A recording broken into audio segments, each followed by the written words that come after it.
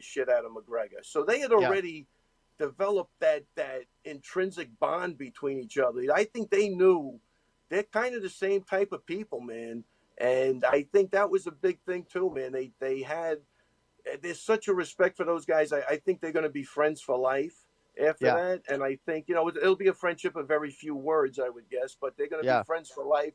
And they did something together, man. And I'm happy. No doubt. I'm really happy for the both of them. I mean, I think before the fight, I met Khabib's brother. Or at least he said he was his brother at the hotel. They're just nice guys, man. I They really are. think it's refreshing. Love listening to the guy interview.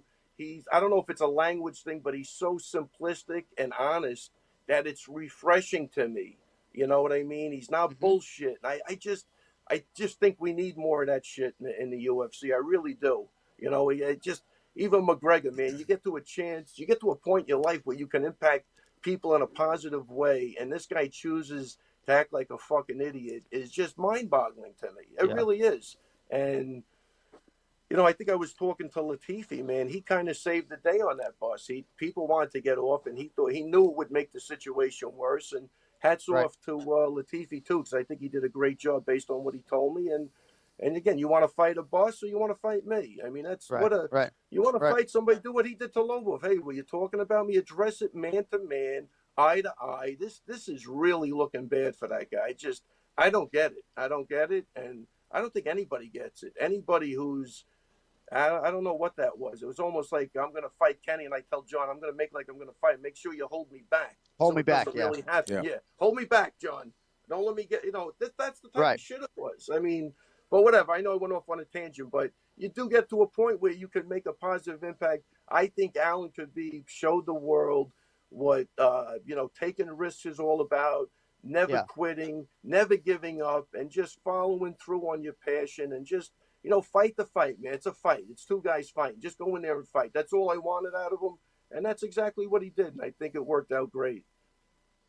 Well, clearly Conor McGregor felt like he was retaliating for something, the Lobov Khabib thing. But there's even more of a backstory that I'm not really going to get into here, but totally indefensible. And it's going to be interesting to see what New York does with Conor McGregor, if that state would even want to license him to fight in their state going forward.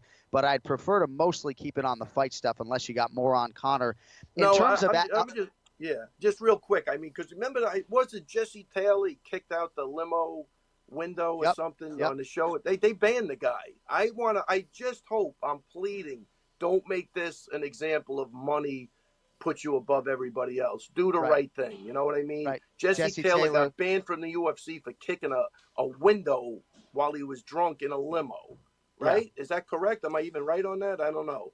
But like that. It's different circumstances, but yes. And I think Ray, this guy threw a hand truck through a window, injured people. I mean, that's almost attempted manslaughter. Right. No, and Jesse Taylor lost several years of his fighting prime, and of course Paul Daly with an in-octagon act was banned for life, I believe. So, but in terms of Al's future, and by the way, why do you not want to take any credit at all for getting Al in any sort of mental state? I know how highly you guys regard him, right, and how revered he is by Aljamain Sterling and Chris Weidman and all of his teammates, right? But I was so inspired with what Weidman did against Kelvin Gastelum, and I think there's just sort of a way that you and Matt have that, doesn't allow the moment to get away from your fighter. I talked to you off air, obviously. You won't take a modicum of credit for what Al did this weekend. Man, these guys, I don't think that's the right thing to do. And, man, look, if it comes from them, I'm fine. You know what I mean? Because I hope I try to really do the right thing. I'm obviously not always correct in a lot of shit I do, but I really try to, as an older guy, living on a lot of experiences and being around a lot of crazy shit. I mean, I really just try to impart some experience and some wisdom that, if they follow or they're inspired, that's great, man. Because, I mean, I really do try to do the right thing. And for this camp, I will say, I kind of was with Al 24/7. I mean, I really, really put a lot of time in. And I love every second of training this guy, man. He comes to the gym. There's no drama. It's just hard work. Get your sparring in, do your mitt work, lift, do your conditioning. I can't say enough good things about him. Actually, I really love the kid, and I just want to see him do good for the rest of his life. I don't really give a shit.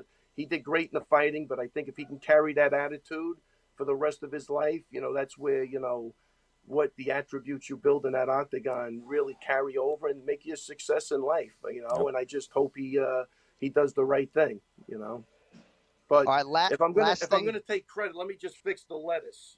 please fix the lettuce. I look I know. good.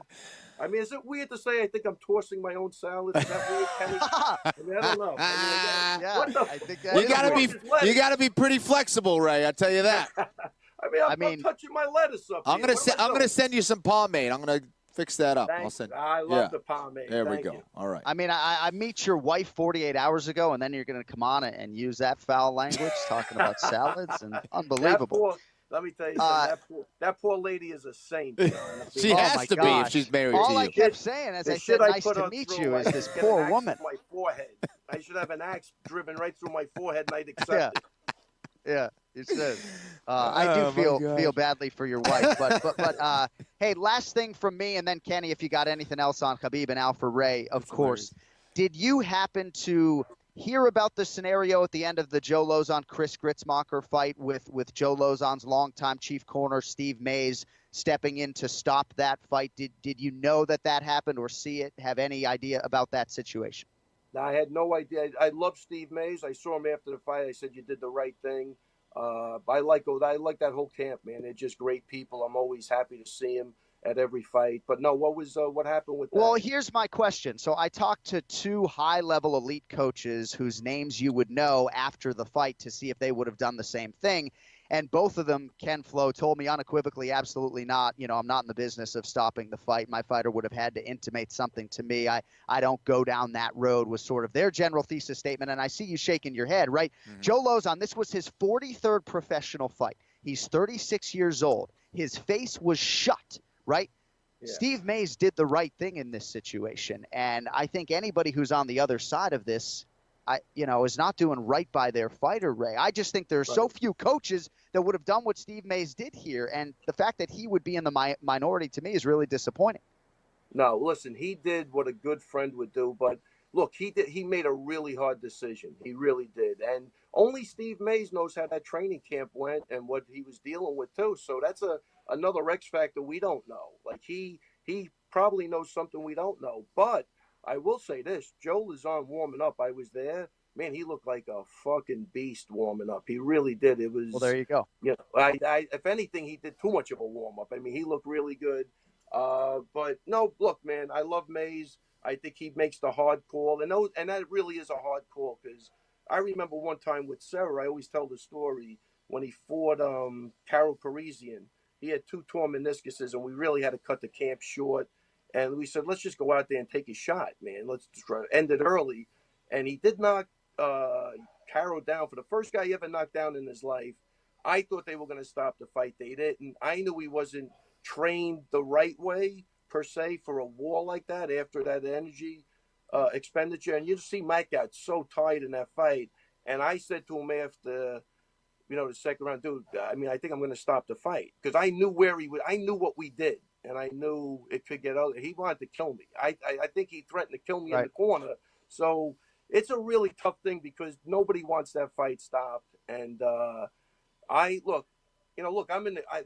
criticize like Big Dan a lot of times. I want to really give him a big compliment. I thought he did a great job in Al's fight for the reason I didn't even realize he was there. He let the guys fight.